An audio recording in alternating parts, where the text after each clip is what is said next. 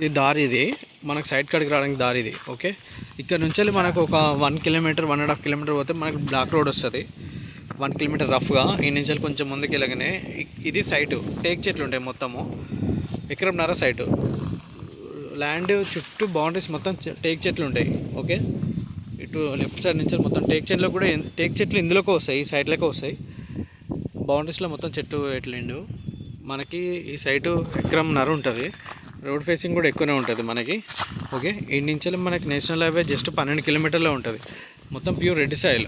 Okay, opposite మొత్తం వరి పొలాలు ఇవన్నీ. ఇది సైట్ మనకు పానది పొంటి రావాలి దారి. ఆపోజిట్లో మొత్తం కల్టివేషన్ అగ్రికల్చర్ వేసిన ల్యాండ్ ఇది.